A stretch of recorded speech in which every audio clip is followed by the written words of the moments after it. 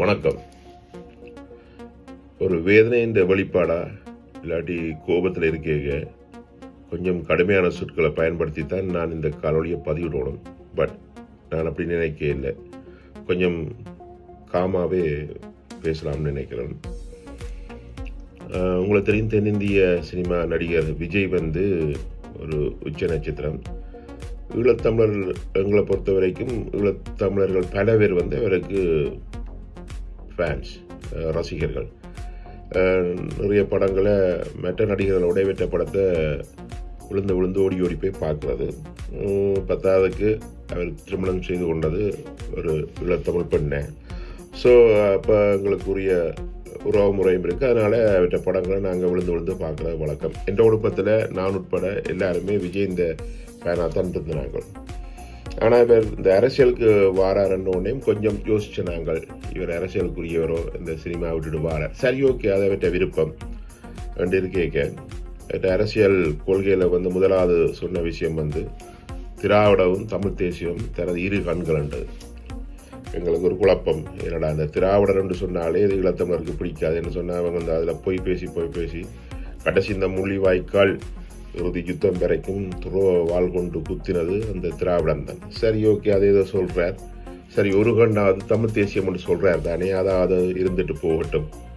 அது அந்த ஒரு கண்ணால் அதாவது எங்களுடைய இந்த தமிழ் தேசிய எங்களுடைய ஈழத்தமிழருடைய பிரச்சனையை ஏன்னு சொன்னால் தமிழ்நாட்டு அரசியலை தாண்டி ஈழத்தமிழ்கிட்ட பிரச்சனை தீர போகிறது கிடையாது. அது எல்லாரும் விளங்கினா சரி இப்படி என்று சொல்லிக்கொண்டு அரசியலுக்குள்ளே வந்தேன். பிறகு பார்த்தா அவருடைய அரசியல் பிரச்சாரங்கள், அரசியல் நகர்வு எல்லாம் பார்த்தா ஒரு சிறுவில்லத்தனமாக இருந்துச்சு. எந்த இடத்துலையும் ஒரு ஈழத்தமிழர்கள் பற்றிய ஒரு காத்திரமான பதிவோ இல்லாட்டி இந்த ஈழத்தமிழருடைய தீர்வு என்னன்றதை பற்றி அவர் பேசவே இல்லை. கடைசியில் அந்த கரூரில் நடந்த 41 பேருடைய அந்த படுகொலை, அது சம்பந்தமான ஒரு சரியான தீர்க்கமான அவற்றை மனவர்த்தம் கூட கிடையாது. எல்லாம் என்னென்னு சொல்கிறது, ஒரு தெளிவில்லாத பார்வை, ஒரு அரசியலுக்குரிய நபராகவே அவரை நாங்கள் பார்க்க முடியாமல் இருந்துச்சு. சரி ஓகே, காலப்போக்கில் அவர் சீர் செய்வார், ஏதோ பண்ணுவார் என்று சொல்லி சரி சில பேர் சொன்னது அவரை நடிகராக மட்டும் பார்த்தா போதும் என்னத்துக்குன்ட்டு சொல்லி பார்த்தோம். இப்படி போய்கொண்டு கேட்க என்னென்று சொன்னால், நான் ஒரு தமிழனாக நான் யோசிக்கிற விஷயம் ஒன்று தான். எங்களோட ஒட்டுமொத்த இனமும் எல்லா நிலப்பரப்புலையும் தோத்துட்டு, மலேசியாவில் தோற்று போய் நிற்கிது, ஈழத்தில் சொல்லவே தேவையில்லை. தமிழ்நாட்டில் இப்போ இஞ்சி உள்ள ஒரு நிலம் அதுதான். இந்த திராவிட சித்தாந்த கொள்கைக்குள்ளே போன எல்லாருமே வந்து தமிழ் தேசியத்தை விட்டாக்களாகவும் தமிழர்களை என்ன சொல்கிறது அவமானப்படுத்தி கேவலப்படுத்தி தலைகுனியை வைக்கக்கூடிய நகர்வுகளைத்தான் செய்து கொண்டிருக்கணும். சிம்பிளாக சொல்லிவினம், இந்திய ஒன்றிய அரசு மீறி ஒன்றும் செய்ய இயலாது, அதனால் நாங்கள் இந்திய அரசு என்ன சொல்லுதோ அதுதான் செய்கிறோம்னு சொல்லி நானாக தேவைக்கேற்ற நேரங்களில் ஈழத்தமிழரில் கொண்டு போய் அரசியல் லாபங்களுக்காக பயன்படுத்துவது அப்படி இப்படின்னு சொல்லி ஒரு என்ன சொல்கிறது எங்களை ஒரு கிள்ளுக்கீரியாக தான் ஈழத்தமிழர்களை பார்த்து கொண்டிருக்கிறோம். ஸோ இந்த 3 நிலத்திலையும் வந்து நாங்கள் ஒரு செல்லா காசைத்தான் இருக்கோம். சரி, ஒரு கலத்துவமான படைப்புகளை நாங்கள் காண்பிச்சு எங்களுடைய நிலைமையில சொல்லலாம் என்று சொன்னால் கூட அதுக்கு இடமில்லை. என்று சொன்னால் அங்கே அது சம்பந்தமான ஒரு தெளிவில்லாத மக்களாக இருக்கணும். அங்கே உள்ள அதிகார பீடம் அப்படித்தான் இருக்கு. இப்படி இருக்கீங்க இப்போ சல்லியர்கள் என்ற ஒரு படம் வந்தது. அது வந்து கிட்டத்தட்ட ஒரு வருஷத்துக்கு மேலே. அந்த படம் நான் வந்து ஒரு வருஷத்துக்கு மேலே ப்ரீமியர் ஷோ பார்த்துட்டு உண்மையாக ஒவ்வொரு உணர்வு தமிழரும் பார்க்க வேண்டிய படம். அதில் நான் சொன்ன விஷயம் இதுதான், எதிரிக்கு கூட எங்களுடைய வீரமும் எங்களுடைய மனிதாபிமானமும் பிடிக்கும். இப்படி இருக்கேக்க இந்த படம் இந்த வருஷம் ஒரு மாதிரி கஷ்டப்பட்டு தமிழ்நாட்டில் ரிலீஸ் பண்ணுறதுக்கு இவ்வளவோ முயற்சி எடுத்து நான் சொன்ன இந்த திராவிட சித்தாந்த இந்த அதிகார வீடங்கள் ஒரு 26-27 தியேட்டரை தவிர வேறு எந்த தியேட்டரும் தெரியல. கடைசியில் OTT தளத்தில் வெளியாகுது.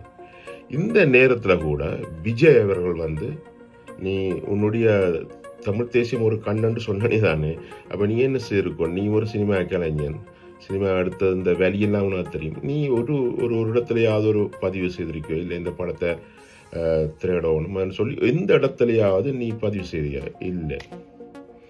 ஸோ இப்படி இருக்கேக்க இவற்ற படத்தை நாங்களையும் பார்க்கணும். சல்லியர்கள் எங்களுடைய வலியை சொன்ன படம், ஈழத்தமிழருடைய வலியை சொன்ன படம். அப்படி இருக்க உன்னுடைய படத்தை நாங்கள் ஏன் பார்ப்போம்?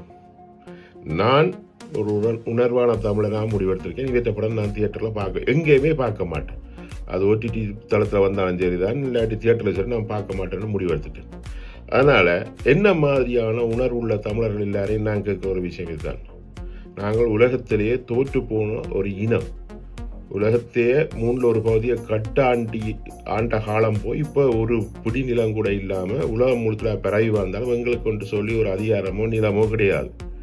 ஸோ அப்படி இருக்க இப்படியான போலி தேசியம் பேசி கொண்டு வராங்களே நீங்களாம் நம்புகிற அளவுக்கு இல்லை. ஒன்று தமிழ் தேசியம் ஒன்று சொல்லி, இல்லாட்டி திராவிடம் ஒன்று சொல்லு, ரெண்டுமே இல்லாமல் எங்களை வச்சு முட்டாளாக்காது. அதனால நீ எங்களுடைய படைப்புகளை நீ ஒரு ஆதரவு தராத உனக்கு உன்னுடைய படத்துக்கு நாங்கள் ஆதரவு தர்றதுக்கு தயாராக இல்லை. அதனால் நான் இவற்ற படத்தை பார்க்க போகிறது கிடையாது. அது மட்டும் இல்லை, நான் என்னால் முடிஞ்ச இந்த படத்தை பார்க்கக்கூடாது, என்ன மாதிரி உள்ள ஆட்கள் எல்லாரும் பார்க்காதீங்கன்னு சொல்லி கேட்டுக்கொள்கிறேன். அதுக்கான சில விளம்பரங்களை நான் தயார்படுத்தி என்னுடைய ஃபேஸ்புக், டிக்டாக், இன்ஸ்டாகிராமில் எல்லாம் போடுவேன். உங்களுக்கு விருப்பமான ஆட்கள் அதை டவுன்லோட் பண்ணி நீங்களும் உங்களுடைய முகநூல்லையோ எந்தெந்தெல்லாம் போடுங்க. நான் பார்க்க மாட்டேன். இதுதான் அந்த தலைப்பு. பொய் தமிழ் தேசியம் பேசி வரும் இந்த விஜய் அவர்களுடைய படத்தை நாங்கள் புறக்கணிக்கிறோம்னு சொல்லி நான் செய்கிறேன். அது என்ன மாதிரி உணர்வுள்ள ஆக்கள் செய்யும், இல்லாத ஆக்கள் போய் படத்தை பாருங்க. இப்போ குறிப்பாக நான் என்னுடைய மண்ணில் உள்ள ஆக்கள், என்ன மாதிரியான ஆக்கள் புலம்பெயர்ந்த தேசங்கள் இருக்கிறாங்களேன்னு கேட்பேன். இப்போ அதை தாண்டி போய் பார்க்குறாக்கள் பாருங்க. என்னென்னு சொன்னால், தமிழ்நாட்டில் இருக்கிற கொஞ்சம் அறிவு கட்ட கூட்டம் மாதிரி புலம்பெயர் தேசத்துலையும் கொஞ்சம் இருக்கும், ஈழத்தமிழ் பகுதியிலையும் கொஞ்சம் பேர் இருக்கலாம். போய் பாருங்க. ஒரு காலத்தில் நீங்கள் விளங்கி கொள்ளுவீங்கள். ஒரு அரசியல் தெளிவு புரிய வரைக்கும் நீங்கள் விளங்கி கொள்ளுவீங்கள். நாங்கள் அப்படி செய்தது சரிதான். என்ன சொன்னால், மெட்டவன் செய்வான் பார்த்து கொண்டிருக்கல எந்த பிரயோசனம் இல்லை. நான் இருட்டாரதுக்கு போட்டு நான் ஒரு பெரிய தீப்பந்தம் தான் வேணும்னு நான் நினைக்கிறேன். சின்னதாக ஒரு தீக்குச்சியை பற்றி வச்சு அந்த வெளிச்சத்தில் கூட ஒரு விடியலை தேடக்கூடிய பான்மை எனக்கு இருக்குது. மெட்டாக்களை பற்றி நான் பார்க்க மாட்டேன். உங்களுக்கும் அந்த எண்ணம் இருந்துன்னு சொன்னால், இந்த பட போஸ்டரை உங்களுக்கு மோகன் உள்ள போட்டு உங்களுடைய எதிர்ப்பை காட்டுங்க. வேறு வழி இல்லைன்னு சொன்னால், நாங்கள் இப்படியே மக்கி மண்ணாக போகிறோம். போனாலும் பரவாயில்லை. ஆனால் இது மாதிரியான ஆக்களை நம்பி போகிறதுக்கு நாங்கள் தயாராக இல்லை. நம்புறன்ற விட இவங்களை மாதிரியான ஆக்களை முதுகில் குத்துற ஆக்கள்கிட்ட துரோக வாழ குத்து வண்டி சாக எங்களுக்கு விருப்பம் இல்லை. நன்றி, வணக்கம்.